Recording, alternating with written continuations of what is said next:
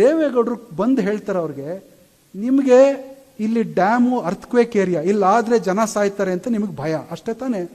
ನಾನು ಸ್ಟಡಿ ಮಾಡಿದ್ದೀನಿ ಜಿಯೋಲಾಜಿಕಲ್ ಇದನ್ನ, ಇಲ್ಲಿ ಏನೂ ಆಗಲ್ಲ, ನನ್ನ ಮಾತನ್ನು ನಂಬಿ. ನೀವು ನನ್ನ ಮಾತನ್ನು ನಂಬದೇ ಇದ್ರೆ ಪರವಾಗಿಲ್ಲ, ನೀವು 7 ಜನದ ಒಬ್ಬ ಎಕ್ಸ್ಪರ್ಟ್ ಕಮಿಟಿಯನ್ನು ನೀವು ಗುರುತು ಮಾಡಿಕೊಡಿ. ನಾನು ಇವತ್ತು ಸಂಜೆ ಆದೇಶ ಹೊರಡಿಸ್ತೀನಿ, ಸರ್ಕಾರಿ ಆದೇಶನ ಹೊರಡಿಸ್ತೀನಿ. ಅವರು ಸ್ಟಡಿ ಮಾಡಿ ನನಗೆ ರಿಪೋರ್ಟನ್ನು ಕೊಡಲಿ, ನೀವು ಕನ್ವಿನ್ಸ್ ಆದ್ಮೇಲೆ ನಾನು ಡ್ಯಾಮ್ ಮಾಡ್ತೀನಿ. ಅಲ್ಲಿ ಜನರನ್ನ ಸೇರಿಸಿ ದೇವೇಗೌಡರು ಭಾಷಣ ಮಾಡಿ ಈ ಆಶ್ವಾಸನೆಯನ್ನು ಕೊಟ್ಟು ಸಂಜೆನೆ ದೆಹಲಿಯಿಂದ ಆರ್ಡರನ್ನು ಹೊರಡಿಸಿ, ನೀವು ಉತ್ತರಾಖಂಡದ ಯಾರಾದರೂ ಹೋದರೆ ಅಲ್ಲಿ ಏರ್ಪೋರ್ಟ್ ಏರಿಯಾ ಇದೆ, ಅಲ್ಲಿ ದೇವೇಗೌಡರು ರಿಹ್ಯಾಬಿಲಿಟೇಷನ್ ಪ್ಯಾಕೇಜ್ ಅನ್ನ ಮಾಡಿದ್ದಾರೆ. ಅಪ್ಪರ್ ಕೃಷ್ಣ ಪ್ರಾಜೆಕ್ಟ್ಗೆ ಯಾವ ರಿಹ್ಯಾಬಿಲಿಟೇಷನ್ ಟರ್ಮ್ಸ್ ಅನ್ನ ಕೊಟ್ರಲ್ಲ, ಅದನ್ನು ಅಲ್ಲಿ ಮಾಡಿದ್ದಾರೆ.